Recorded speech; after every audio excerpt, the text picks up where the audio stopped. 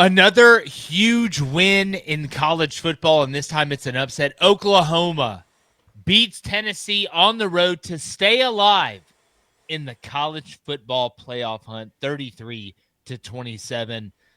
God, what a damn good game. David Cohn, former Michigan quarterback, Blaine Crain, former Western State Colorado receiver, and myself, Jake Crain, former coach, former player, savant, genius, all those other things. Some have said. David, I'm going to start with you. It's hard for me not to shovel just all the praise on Brent Venables with what they were able to do coming off, playing poorly in their eyes, I'm sure, losing a home game.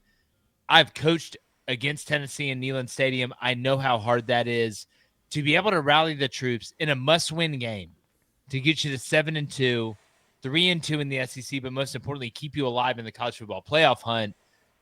I mean, dude, that takes balls, bro. What a win, man. What a win to go into Knoxville and pull out this victory. This is one of those football games that was defined by big plays. I mean, the R. Mason Thomas touchdown, one of the greatest touchdowns I've ever seen. On the flip side of that, the Staley touchdown for Tennessee, it was all about big plays, and a number of those big plays were turnovers. And what's the one thing, the one common denominator that Oklahoma had in those two losses they've had? They were on the losing side of the turnover battle. Today, even though they turned it over twice, they were on the winning side of the turnover battle because they were able to turn Tennessee over 3 times. Blaine, again, this is why if you just looked at the box score, you would not be getting the essence of this game. Joey Aguilar from Tennessee was 29-45 for 393 yards, 3 touchdowns, 2 interceptions. John Mateer was 19-29 for $160, no touchdowns, and an interception. Xavier Robinson ran for 115 yards for Oklahoma.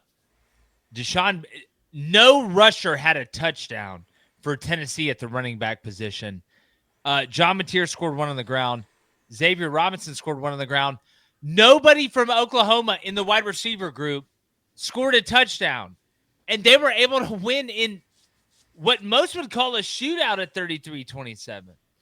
Well, anytime you hold Tennessee under 30 points, I don't know if you can consider it a shootout because usually 30 is a pretty easy mark for them to find. Let's just tell you how well coached this Brent Venables defense is. Yeah. I mean, week in and week out. It's just college football. It just sometimes it makes no sense. It just makes no sense. Oklahoma couldn't run it to me to this front door right here the entire year.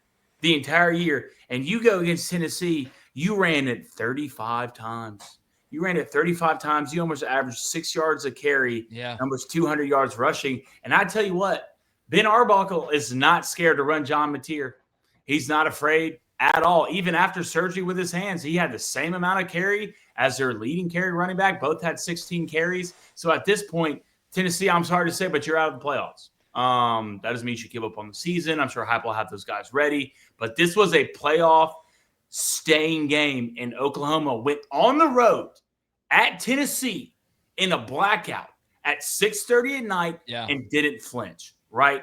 Clutch, right? That starts from your head coach, culture. You know how to win games. Look at the box scores. Look at the team stats. I mean, Oklahoma didn't win a lot of categories you usually go look at and say, they probably won the game, but they found a way to get it done. And shout out Oklahoma's kicker.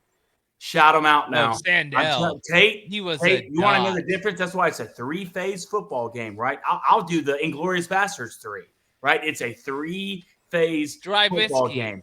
Offense, defense, and special teams. I'm pretty sure Tate kicked 5 field goals.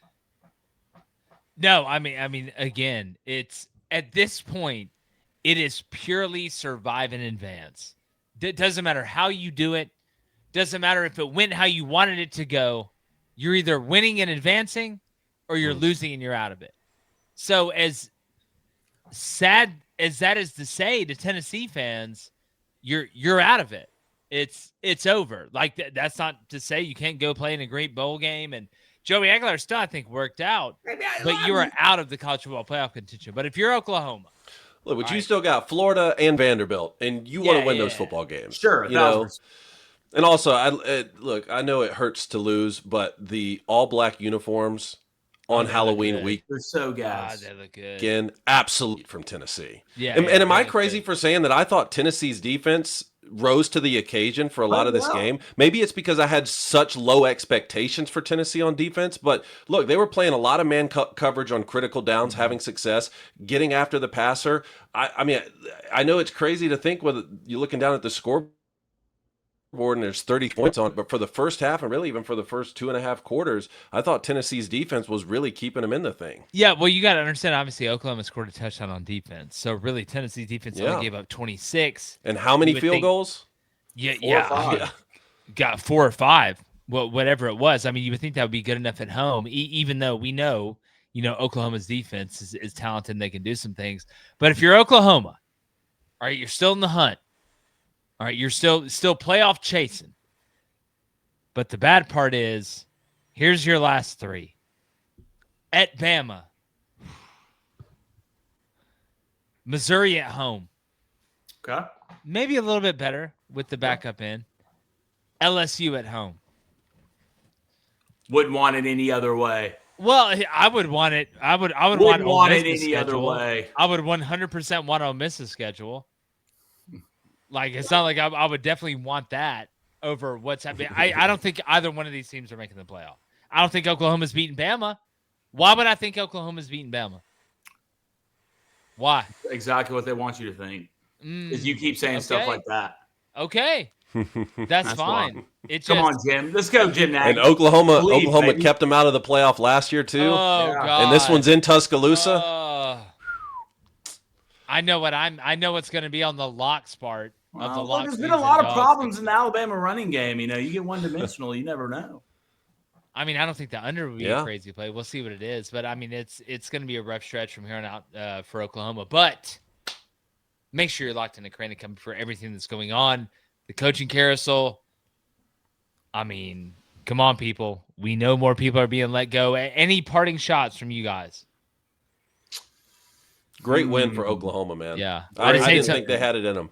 Bro, yeah, I will say this. With the entire YouTube, TV, ESPN, Disney, which parent gets to drive the yacht situation. Yeah. I found myself on Hulu, right, on the Oklahoma-Tennessee Deportes game. Ooh. Right? I'm like, what's going on? God, I'm trying to figure it out and stuff like that. And then like a big play popped, right? I have no idea what they said, but I felt it. Yeah. Stop trying to find silver linings in this.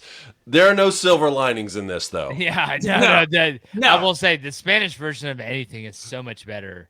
Can we just get YouTube TV back and I'll just speak Spanish to you on the side? Please. David, you speak at Espanol. David's bilingual. Yeah. David, could I just get ESPN on YouTube TV? It's insane. David's bitalktual. He can talk in many. Hasta luego. Yeah, wow. Look at him right there just showing off. But all right, make sure you're locked into Crain and Company. Make sure you hit the subscribe button. We appreciate you guys.